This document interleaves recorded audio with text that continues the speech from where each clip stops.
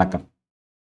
Gift Nifty இன்னைக்கு positive opening இருந்தது. But நம்ம மார்க்கெட் ஓப்பன் ஆனதும் ஒரு நியூட்ரல் டு பாசிட்டிவாக இருந்தது. அதுக்கப்புறம் சர்வைவ் ஆகல. முதல் காரணம் பேங்கிங் ஸ்டாக்ஸ் தான் இன்னைக்கு மார்க்கெட் நெகட்டிவாக க்ளோஸ் ஆகிறதுக்கு ஒரு ரீசன். கோல்ட்மேன் சாக்ஸோட பேங்கிங் ஸ்டாக்ஸில் டவுன்கிரேட் பண்ணியிருக்கிறது ஒரு காரணமாக இருக்குது. இதனால தான் இன்னியோட மார்க்கெட்டில் பார்த்தீங்கன்னா ப்ரெஷர் வந்து பேங்க் ஸ்டாக்ஸில் தான் கொஞ்சம் அதிகமாக இருந்தது. அதே போல் இன்னொரு பக்கம் ஐடி ஸ்டாக்ஸில் கொஞ்சம் ரெக்கவரி கொடுத்து மேபி ஒரு புஷ் பண்ணியிருந்தால் மார்க்கெட் அட்லீஸ்ட் ஒரு நியூட்ரல் ஸ்டேஜில் இல்லை ஒரு பாசிட்டிவாக டர்ன் ஆகிறதுக்கு கூட வாய்ப்பு இருக்குது. பட் ஆனால் ஐடி செக்டார் பெரிய அளவுக்கு கை கொடுக்கல இன்னையோட மார்க்கெட்டில். ஓவரால் இன்னைக்கு மார்க்கெட்டில் நடந்த பிளாக் டீல், பல்க் டீல், என்னென்ன ஸ்டாக்ஸில் அதிகமான வால்யூம் ட்ரேட் ஆகிருக்கு, நாளையோட ட்ரேடிங் செஷனில் என்னென்ன ஸ்டாக்ஸ் நம்ம கவனிக்கலாம், ஒன் பை ஒன்னாக பார்க்க போகிறோம். Chennai trading academy YouTube channel இது வரைக்கும் நீங்கள் சப்ஸ்கிரைப் பண்ணலன்னா சப்ஸ்கிரைப் பண்ணி வாட்ச் பண்ணுங்கள். வரப்போகிற ஆகஸ்ட் 29 சனிக்கிழமை காலையில் 10 மணிக்கு சென்னை தாம்பரமில் ஆப்ஷன் ட்ரேடிங்கான ட்ரைனிங் செஷன் இருக்குது. லிங்க் டிஸ்கிரிப்ஷனில் கொடுத்துருக்கேன். டெலகிராம் குரூப்போட லிங்க்கும் டிஸ்கிரிப்ஷனில் இருக்குது, நீங்கள் யூஸ் பண்ணிக்கலாம். இப்போது வீடியோக்குள்ளே போகலாம்.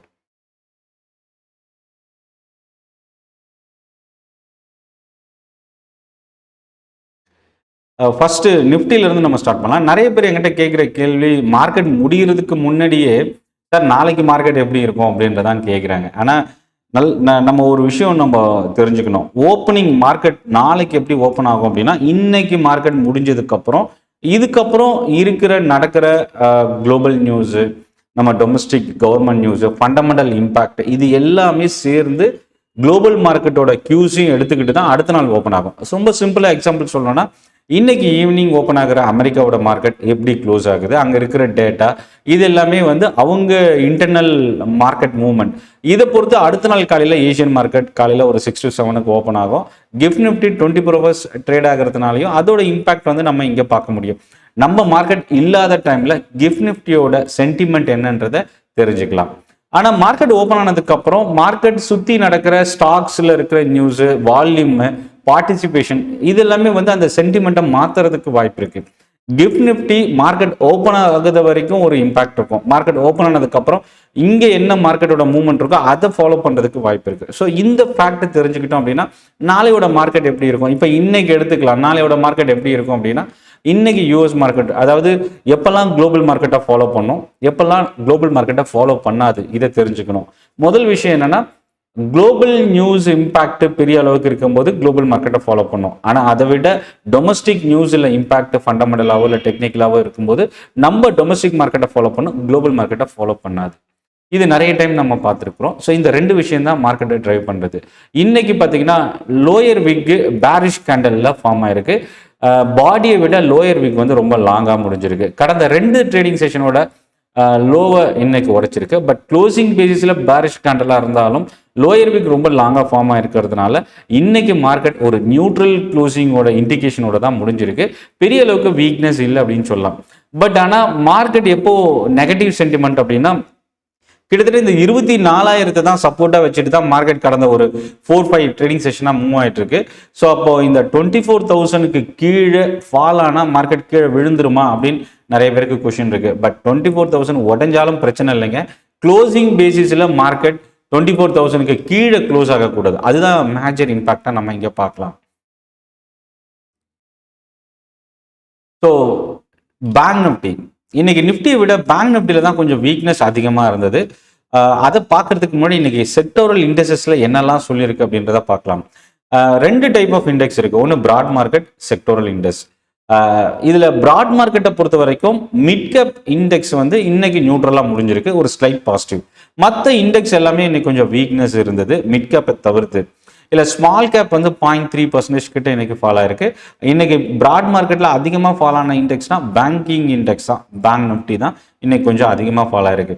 செக்டார் பக்கம் வரும்போது மெட்டல் இண்டெக்ஸ் இன்னைக்கு ஒரு ஸ்ட்ராங்கான பெர்ஃபார்ம் பண்ணியிருக்கு. நான் டெலகிராம் குரூப்லேயும் நான் மார்னிங் ஷேர் பண்ணியிருக்கேன். மேபி டெலகிராமில் நீங்கள் இல்லை அப்படின்னா லிங்க் டிஸ்கிரிப்ஷனில் இருக்குது, ஜாயின் பண்ணிக்கங்க. ரியல்டி, மெட்டல், இந்த 2 செக்டார் தான் இன்னைக்கு மார்க்கெட்டை வந்து டிரைவ் பண்ணியிருக்கு பாசிட்டிவ் சைடுன்னு வரும்போது. இது தவிர மற்ற செக்டார் எல்லாமே இன்னைக்கு வந்து பெரிய அளவுக்கு நெகட்டிவ் சைடும் போகல, பாசிட்டிவ் சைடும் போகல. இல்லை அதிகமாக இறங்கியிருக்கிற இண்டெக்ஸ் அப்படின்னு பார்த்தீங்கன்னா 0.58%. மீடியா இண்டெக்ஸில் பெரிய அளவுக்கு இதில் வெயிட்டேஜ் இல்லை. சிமெண்ட் செக்டார்லேயும் இன்னும் கொஞ்சம் வீக்னஸ் அதிகமாக இருந்தது. இல்லை நிஃப்டி 50 இல்லை டாப் கெய்னர்னு பார்த்தீங்கன்னா முதல் 3 ஸ்டாக்குமே மெட்டல் ஸ்டாக்ஸ்.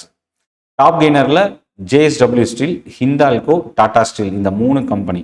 ஐடி செக்டாரில் SCL டெக்னாலஜி இப்போ ரீசெண்டாக கொஞ்சம் நல்லா பெர்ஃபார்ம் பண்ணிட்டு இருக்கு. Doctor Reddy, Tata consumer, Bajaj auto new product launch பண்ணியிருக்கிறது. இன்னைக்கு ஒரு ஸ்லைட் பாசிட்டிவ் ட்ரெண்ட். ஐடி செக்டாரில் இன்னைக்கு பாசிட்டிவாக இருந்தாலும் பெரிய அளவுக்கு ஒரு பவுன்ஸ் பேக் இன்னைக்கு மார்க்கெட்டில் இல்லைன்னு சொல்லலாம். அதே போல் 26 ஸ்டாக் வந்து இன்னைக்கு நெகட்டிவாகவும் 23 ஸ்டாக் இன்னைக்கு பாசிட்டிவாகவும் க்ளோஸ் ஆயிருக்கு. ஃபினான்ஷியல் ஸ்டாக்ஸ் டாப் லூசரில் அதிகமாக ரீட்டைன் ஆயிருக்கு. அதாவது SBI life insurance, Bajaj finance, Bajaj Finserv, இந்த ஸ்டாக்ஸ்லாம் அதிகமாக இன்னைக்கு ஃபாலோ ஆயிருக்கு. அதாவது அதிகபட்சமே பார்த்தீங்கன்னா நியர்லி 1 to 2% தான். அதானி குரூப்ல அதானி போர்ட்ஸ் 1.5% கிட்ட. அதே போல் Tata motor passenger vehicle, Shriram finance, SBI, இந்த ஸ்டாக்ஸ்லாம் இன்னைக்கு கொஞ்சம் அதிகமாக ஃபாலோ ஆயிருக்கு. பேங்க் நிஃப்டியில் 14 ஸ்டாக்ல 10 ஸ்டாக் இன்னைக்கு negative. Bank of Baroda, Canara bank, IDFC first bank, petrol bank, இந்த ஸ்டாக்ஸ்லாம் கொஞ்சம் அதிகமாக ஃபாலோ ஆயிருக்கு. விஷால் மெகா மார்ட் கிட்டத்தட்ட 10% இன்க்ரீஸ் ஆயிருக்கு. அதுக்கு என்ன காரணன்றதையும் நான் ஷேர் பண்ணுறேன். செயில் வந்து மிட் கேப்பில் செகண்ட் டாப் கெய்னராக முடிஞ்சிருக்கு, நியர்லி 4%. அதே போல் ஃபார்மால கிளன்மார்க் வந்து பார்த்தீங்கன்னா மிட் கேப்பில் top gainer. MCX gold price increase ஆகிறது. ஆல்ரெடி இந்த ஸ்டாக் அதிகமாக ஃபாலோ ஆயிருக்குது, ஒரு அட்ராக்டிவ் வேல்யூவேஷன். இது எல்லாமே காரணமாக பார்க்கலாம். MCX வந்து தொடர்ந்து கண்டினியூஸாக ரைஸ் ஆகிட்டு இருக்கு லாஸ்ட் வீக்ல இருந்து. அதே போல் அலுமினியம் ஸ்டாக்ஸு, நால்கோ இன்னைக்கு 2.5% இன்க்ரீஸ் ஆயிருக்கு. BEC லிமிடெட், MCX மட்டும் இல்லை, BEC லிமிடெட் இன்னைக்கு 2% மேலே இன்க்ரீஸ் ஆயிருக்கு.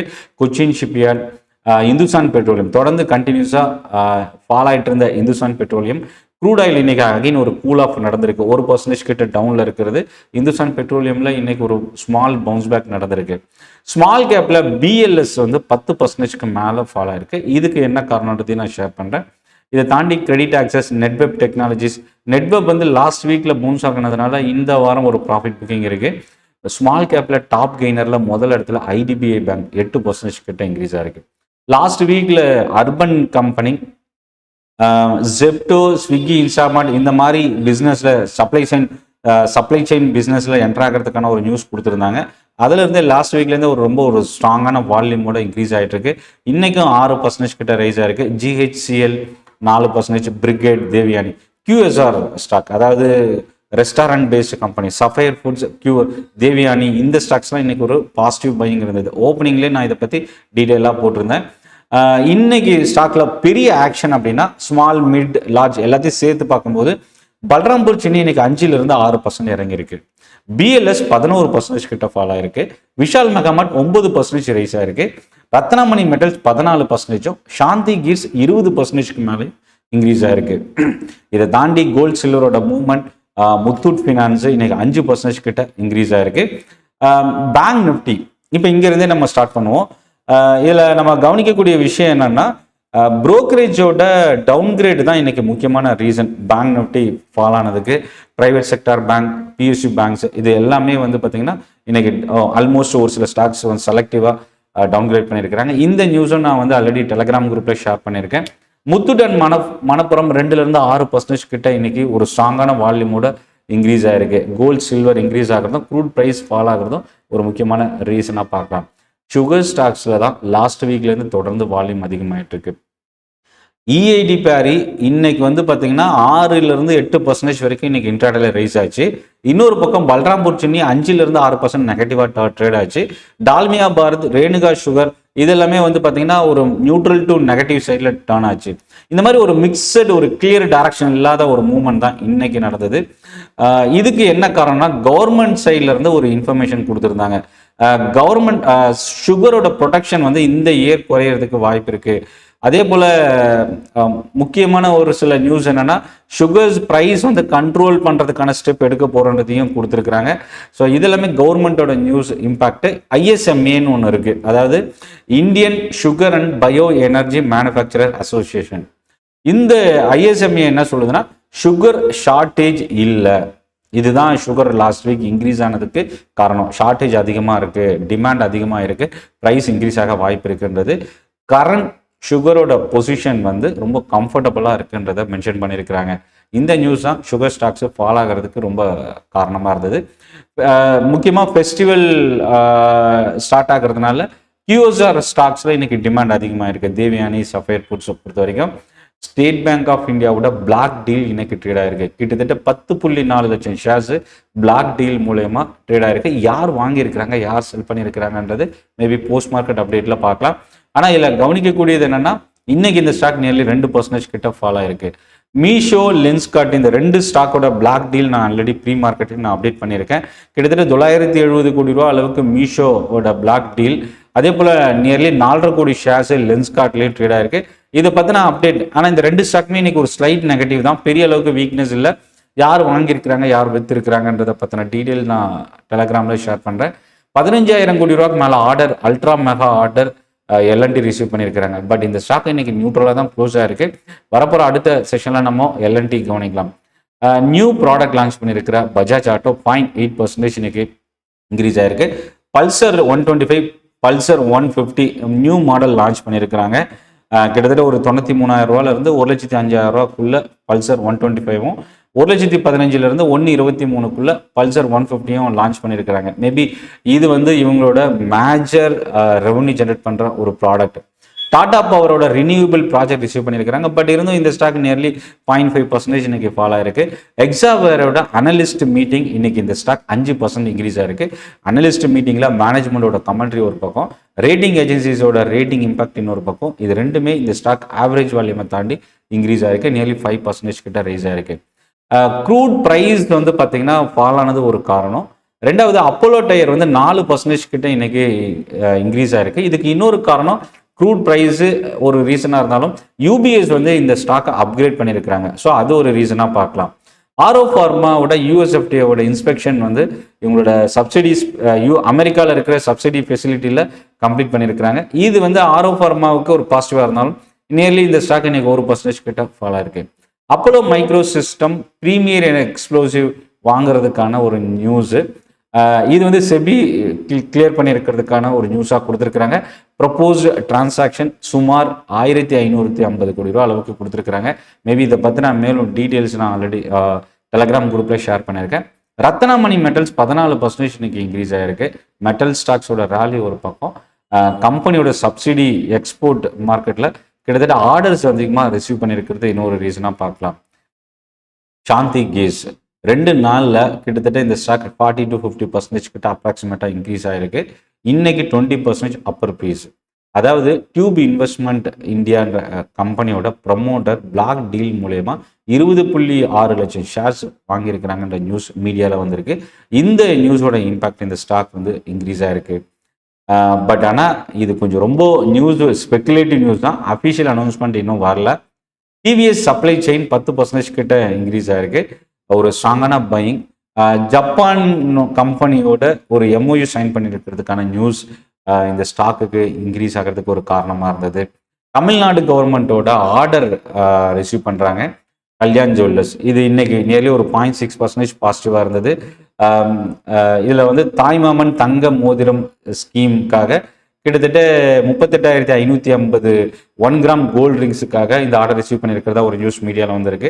கல்யாண் ஜுவல்லர்ஸ் நம்ம கவனிக்கலாம். இதை தாண்டி விஷால் மெகாமார்ட் நியர்லி 10% கிட்ட. இன்னைக்கு பார்த்தீங்கன்னா MD அண்ட் CEOவோட எக்ஸ்டென்ஷன் கிடைச்சிருக்கிறது ஒரு பாசிட்டிவான ஒரு விஷயம். ஓரியண்டல் ஹோட்டலோட இந்தியன் ஹோட்டலோட மர்ஜ் பண்ணுறதுக்கான ஒரு நியூஸு. இந்த 2 ஸ்டாக்குமே நம்ம வாட்ச் பண்ணலாம். நியர்லி 20,000 கோடி ரூபா அளவுக்கு ஹரியானா பிளான்ட் எக்ஸ்பான்ஷனுக்கான ஒரு நியூஸ் காட்ரேஜ் இண்டஸ்ட்ரீஸ் கொடுத்துருக்காங்க. இந்த ஸ்டாக் நம்ம கவனிக்கலாம். GRSE 2,670 கோடி ரூபாய்க்கான கேபிட்டல் எக்ஸ்பெண்டிச்சருக்கான நியூஸ் கொடுத்துருக்காங்க.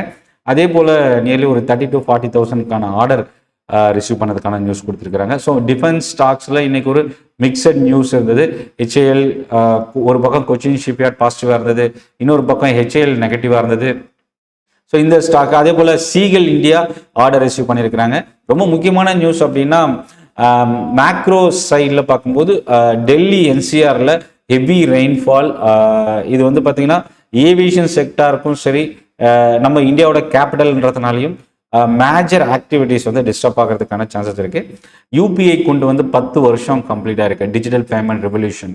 ஸோ இதோட இம்பேக்ட் யூபிஐ ஆக்சஸ் பண்ணக்கூடிய கம்பெனிஸ், பேடிஎம், ஃபோன்பே, இந்த கம்பெனிஸ் வந்து நம்ம கவனிக்கலாம்.